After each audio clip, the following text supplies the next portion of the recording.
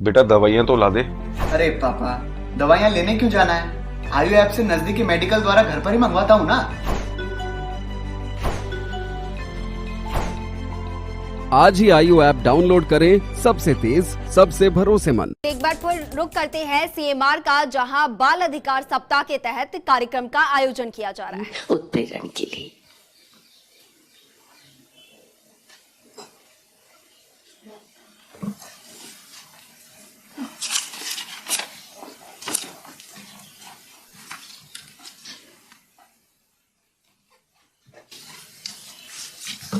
हमारे राज्य मंत्री राजेंद्र यादव जी, चीफ सेक्रेटरी नीरेंद्र नारे जी, डीजीपी एमएल लता साहब, चेयरपर्सन आरएससीपी सीआर संगीता बेनीवाल जी, सेक्रेटरी विभाग की गायत्री राठौड़ जी, महेश चंद्र शर्मा जी कमिश्नर, और इस माध्यम से ओबीसी से जुड़े हुए तमाम हमारे अधिकारीगण,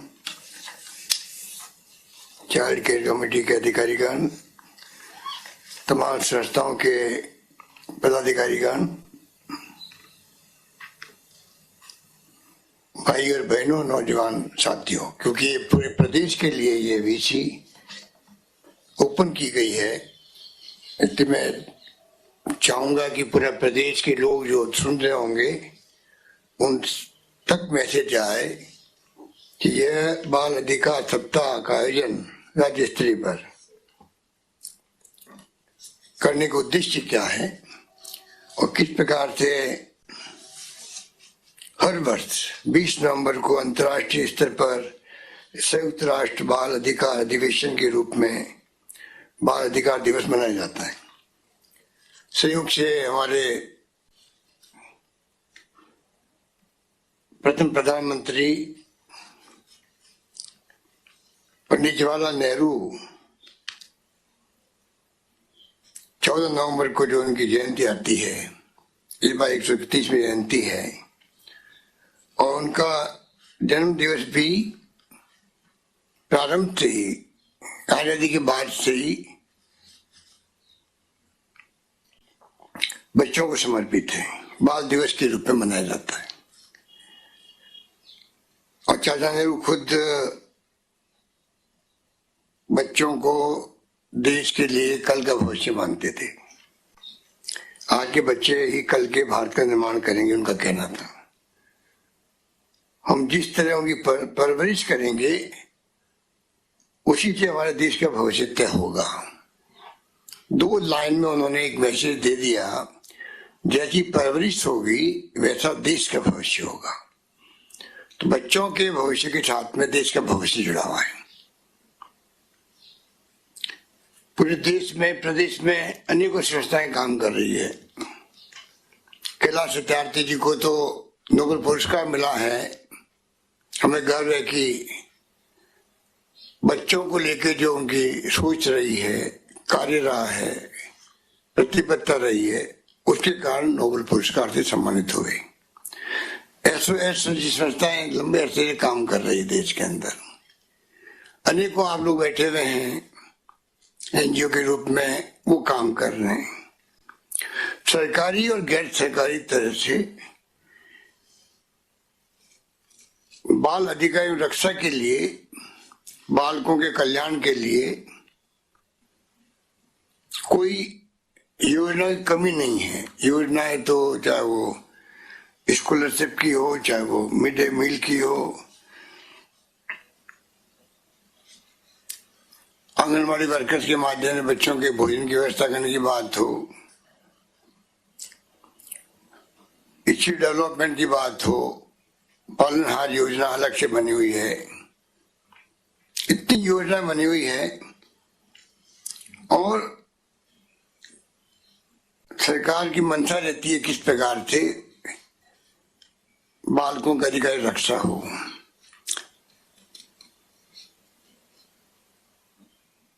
फिर भी हम देखते हैं कि सब कुछ होने के बावजूद भी यूपीए गवर्नमेंट ने आरटीई, राइट टू एजुकेशन की व्यवस्था भी कर दी।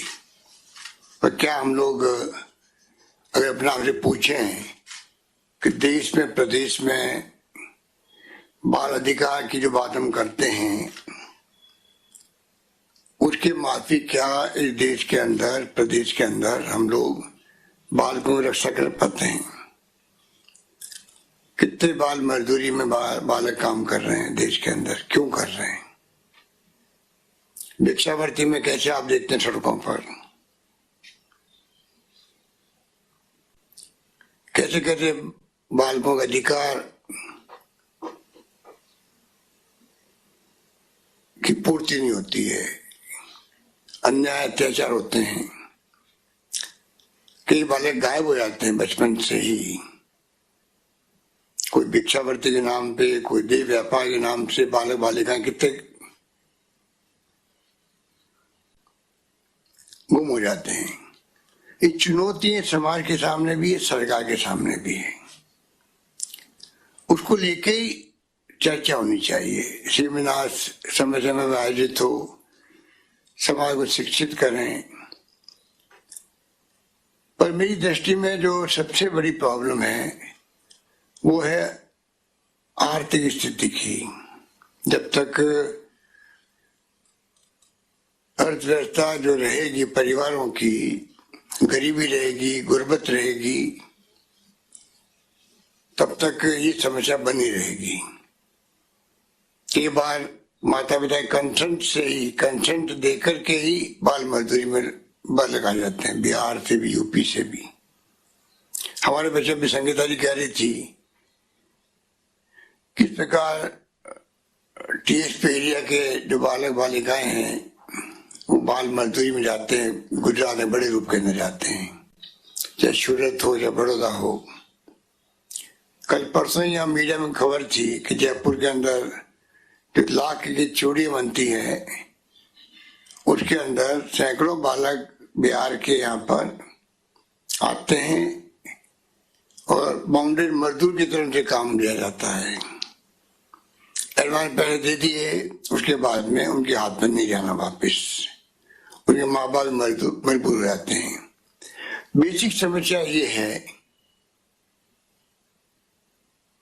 वो चिंता का विषय बना है। राज्य सरकारें कोई कमी नहीं रखती है, पुलिस प्रशासन भी पूरा प्रयास करता है, संस्थाएं कितना अच्छा काम करती है अपन जानते हैं। कई संस्थाएं तो पूरी तरह समर्पित है। मैंने कहा SOS जिसको मैं 40 साल जानता हूँ देश में काम कर रहे हैं, उसके बावजूद भी समस्या जो आज है वही 10 साल पहले थी, वही 25 साल पहले थी, वो उसके पहले वही समस्या बनी हुई रही।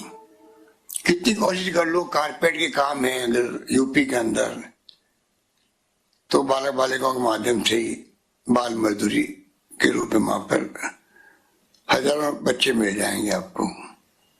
तो पूरे देश की स्थिति बनी हुई है। इसलिए मैं कहा चुनौती हमारे सामने है। हम सप्ताह भी मनाएंगे, पंडित नेहरू की जयंती मनाएंगे, पंडित नेहरू के संदेश को भी देंगे बालकों को, सब कुछ करेंगे और करते आए 70 साल से। परंतु जो प्रॉब्लम है, जो ये हमारा मुल्क डेवलपिंग कंट्री है, विकसित राष्ट्र नहीं है, पर कैपिटल इनकम बहुत कम है, यहाँ पर बेरोजगारी, बेकारी, भूखमरी भी है इस देश के अंदर। कितने लोग हैं जो दिन को मजदूरी करते, शाम को खाना पकाए खाते हैं।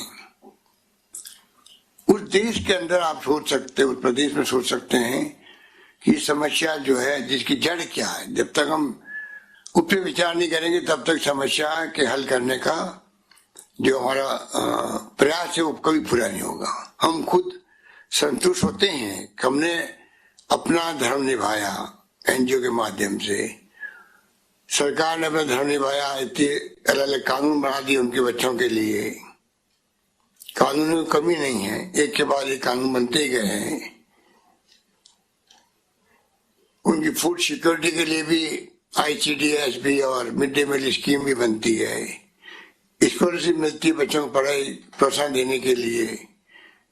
पालना योजना बना दी, बच्चे के माँ बाप नहीं है तो उनके लिए प्रयास में कोई कमी नहीं है, पर जो असली जो जड़ है समस्या की वो है जो गरीबी देश के अंदर, बेरोजगारी है, बेकारी है, वो हमारी सबसे बड़ी समस्या है। और दूसरी समस्या आबादी की। कोई मुल्क कितनी प्रगति कर ले, कितना ही ढांचा बना दे, इंफ्रास्ट्रक्चर बना दे, शिक्षा का, स्वास्थ्य का, पानी का, बिजली का, सड़कों का जाल बिछा दे, उद्योग लगा दे, सब कुछ कर ले, पर एक सीमा होती है। अगर आबादी उसी रूप में बढ़ती जाएगी जो आज बढ़ती जा रही है, कि कहाँ तो हम 33 करोड़ लोग थे जब आजाद हुआ मुल्क 47 में, और कहाँ हम 130 करोड़ से ज्यादा की आबादी वाले मुल्क बन गए।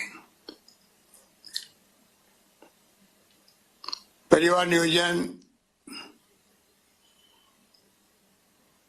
कोई जमाने के अंदर हमेशा हर कोई प्रवचन होते थे, चाहे धार्मिक हो चाहे वो पॉलिटिकल हो, तो प्रयास होता था पब्लिक को मैसेज देने का परिवार नियोजन आवश्यक है। अगर आबादी बढ़ती जाएगी तो हम समस्याओं के समाधान नहीं कर पाएंगे, अच्छी गुणवत्ता का जीवन व्यतीत करने के अवसर नहीं मिल पाएंगे। क्वालिटी ऑफ लाइफ भी कोई चीज होती है। और जब पंडित नेहरू का मैंने अभी आपको आगे सुनाया, आज के बच्चे ही कल के भारत का निर्माण करेंगे, हम जिस तरह की उनकी परवरिश करेंगे उसी से हमारे देश का भविष्य तय होगा। तो आप सोच सकते हैं कि जो हालात है उसके अंदर आबादी बढ़ती जा रही है। इमरजेंसी एक बार लगी थी यहाँ पर, उस वक्त में बड़े रूप में परिवार नियोजन के फैसले हुए थे,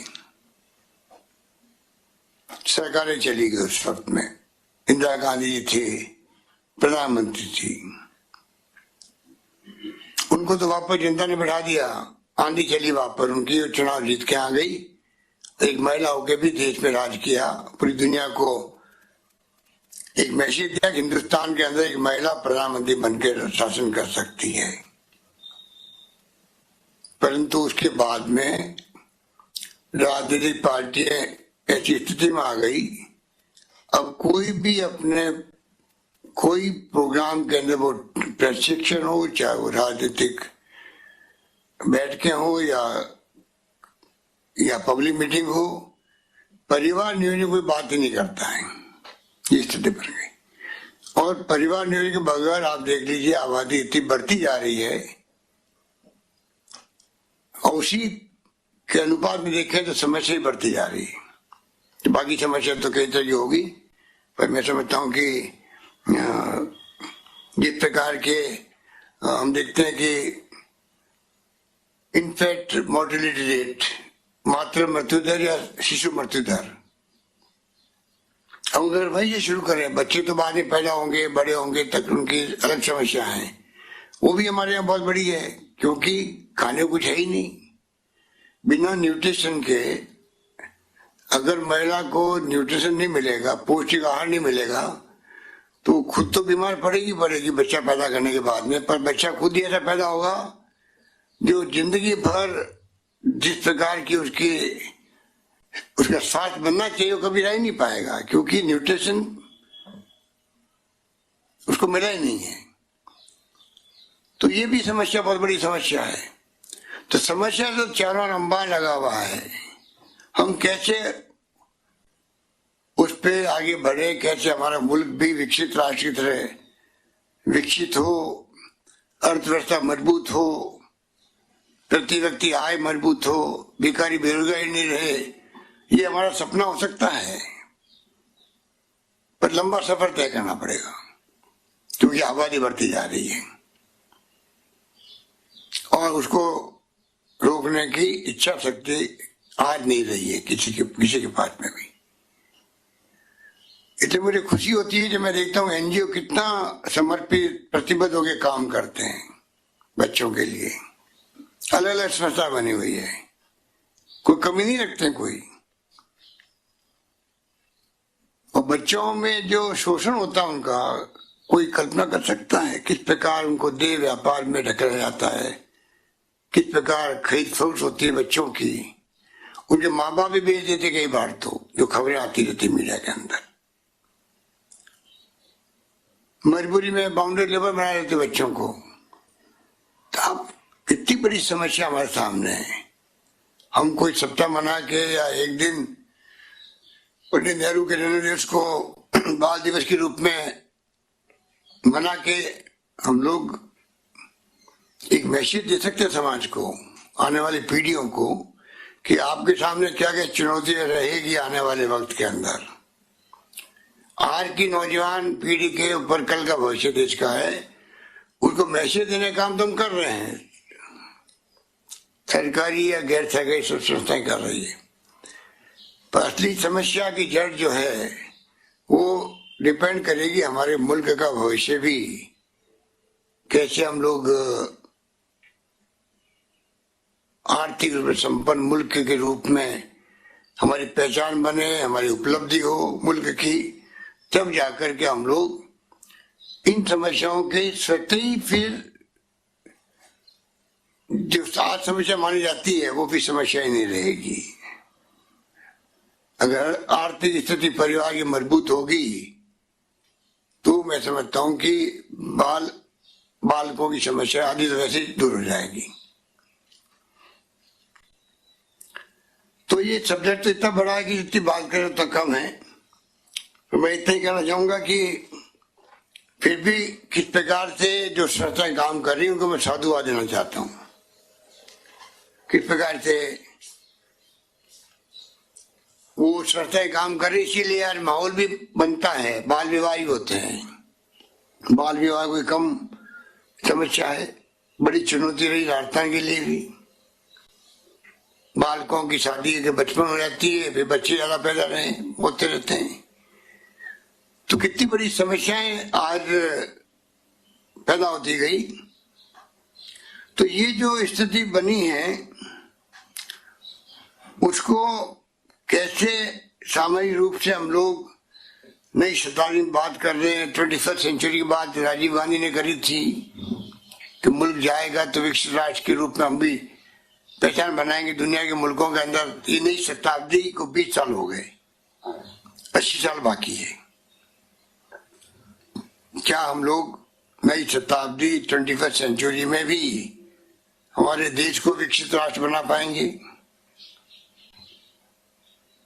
बगैर विकसित हुए राष्ट्र के ये समस्या बनी रहेगी। हम लोग प्रयास करते जाएंगे, मैसेज देते जाएंगे नई पीढ़ियों को, ये मेरा मानना है। इसलिए मैं फिर कहना चाहूंगा कि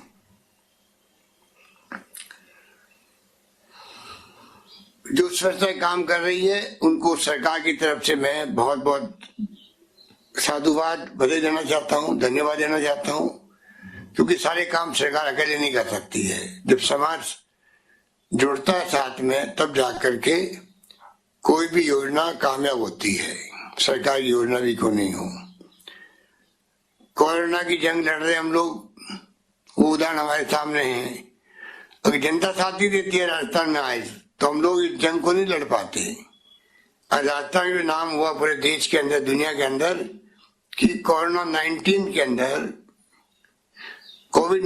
अंदर कोरोना के संक्रमण को लेके तैयारी जो हम लोगों ने करी थी शुरू से आखिर तक, इंफ्रास्ट्रक्चर मजबूत कर दिया, अस्पतालों में सुविधाएं हो गई, बेड्स की भी, आईसीयू की भी, ऑक्सीजन की भी, वेंटिलेटर की भी अच्छे ढंग से हम लोगों ने लगाए। क्वारंटाइन कैंप लगाए थे, बच्चों के लिए अलग से लगाए थे। तो सुप्रीम कोर्ट ने भी तारीफ करी राजस्थान की, कैसे कैंप बच्चों के लिए जो अलग व्यवस्था करी, ऐसी व्यवस्था है राज्य में होनी चाहिए। तो सरकार ने अभी देखा कोरोना की जो जंग है वो तो आप सोचते हो जीवन को बचाने की जंग है। हम बार बार कहते हैं, आपको भी कहना चाहेंगे, आप अपने खुद का, अपने परिवार का, अपनी संस्थाओं के सदस्यों का और समाज का ख्याल रखें, क्योंकि बहुत ही ये संक्रमण बहुत भयंकर है। पर क्योंकि रिकवरी रेट अच्छी है, मृत्यु दर कम है, इसलिए लोग लापरवाह बहुत ज्यादा हो जाते हैं और लापरवाह होने से ये बीमारी महामारी संक्रमण फैला रही है। हमने कई कदम उठाए हैं। अभी तो दीपावली की शुभकामनाएं आप सबको। पर साथ में ये भी कहना चाहूंगा कि जो पटाखे पे बैन लगाया गया है, कई साथियों ने आलोचना भी करी उसकी, पर ये कोई हमारी कोई इसमें कोई किसी के दिल को दुखाने की बात नहीं है। जीवन को बचाने का सवाल सबके सामने। सरकार का हमेशा ध्येय होता है कि हमारे प्रदेश की जनता का जीवन सुरक्षित रहे। किस प्रकार से हम लोग अगर महामारी आ गई तो उसका मुकाबला सब मिलकर करें, जो अभी तक करते आ रहे हैं। समाज ने, संस्थाओं ने, सरकार ने, जनप्रतिनिधियों ने कमी नहीं रखी। चाहे लॉकडाउन था तब भी खाना पहुंचाने के अंदर कोई भूखा नहीं सोए, हमने कहा था, तो आप लोगों ने उसको पूरा कर दिखाया। राजस्थान सतर्क रहा, उस थीम के साथ हम लोगों ने कोरोना का मुकाबला किया है, कर रहे हैं और जब तक रहेगा तब तक कोई कमी नहीं आने देंगे। इस संकल्प के साथ हम लोग लगे हुए हैं। इसलिए आज ये दिवस जो मनाया गया उसमें फोस्टर केयर पुस्तिका भी जारी की गई, वात्सल्य योजना, समर्थ योजना और child protection management information system और जोधपुर कौशल विकास प्रशिक्षण केंद्र का उद्घाटन। मैं समझता हूं कि ये तमाम जो कार्यक्रम हुए आज, इसका आने वाले वक्त के अंदर और ज्यादा अच्छे तरीके से संगीता बेनीवाल जी को, इनकी पूरी टीम को काम करने का अच्छे अवसर मिलेंगे। डिपार्टमेंट और ज्यादा मजबूती के साथ में अपनी योजनाओं को लागू कर पाएगा पूरे प्रदेश के अंदर। और इसी रूप में हम लोग सब मिलकर के जो ये पूरा सप्ताह है आपके सामने, आज से शुरुआत है उसकी। कल होनी थी पर कल दीपावली है तो आज शुरुआत करी गई। तो मैं उम्मीद करता हूँ कि 7 दिन के सप्ताह में जो प्रोग्राम आप लोग हाथ में लेंगे उसमें आप पूरी तरह प्रोग्राम बहुत सफल रहे। मेरी बहुत शुभकामनाएं हैं।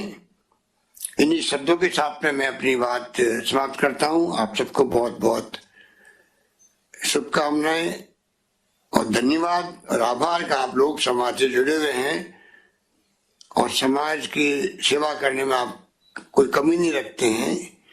और विशेष रूप से जो आज जुड़े हुए लोग हैं वो बालकों के बारे में, बालक हो या बालिका हो समान है, उनके बारे में जिस रूप में वो सोच रखते हैं, क्योंकि एनजीओ कई तरह के काम करते हैं पर ये बालकों के लिए काम करना अलग सोच दर्शाता है उस संस्था की भी और संस्था में काम करने वालों की भी। अगर बच्चों की परवरिश अच्छी होगी तो देश का निर्माण अच्छा होगा। इसी भावना के साथ में आप लोगों ने जो बालकों के लिए संस्था बना रखी है, सरकारी योजनाएं उनका लाभ उन तक पहुंचे, कोई कमी बेशी होता आप सरकार से शिकायत करें। इस प्रकार से हम लोग सब मिलकर के मैं समझता हूं कि बालकों के अधिकार की रक्षा करने में कोई कमी नहीं रखेंगे। यही बात कहता हूं, मैं अपनी बात समाप्त करता हूं। धन्यवाद। जय हिंद। तो आप मुख्यमंत्री को सुन रहे थे जिन्होंने कहा कि किस तरीके से कम हो सकती है ये तमाम चीजें और जिम्मेदारी और भागीदारी सबकी है। और इस मौके पर उन्होंने कहा कि इन सब में सामाजिक संगठनों का साथ जरूरी है। कोरोना से भी जंग जारी और इस मौके पर मुख्यमंत्री इस बात का जिक्र करना नहीं भूले कि किस तरह से पटाखों पर बैन है और ये जो जीवन है उसको बचाने के लिए किया गया है। और साथ ही उन्होंने इस बात को दोहराया कि इसका धर्म से कोई संबंध नहीं, क्योंकि जीवन को बचाना ही प्राथमिकता है। कि उन्होंने इस कार्यक्रम के लिए न सिर्फ समय दिया, लगातार नजर बनी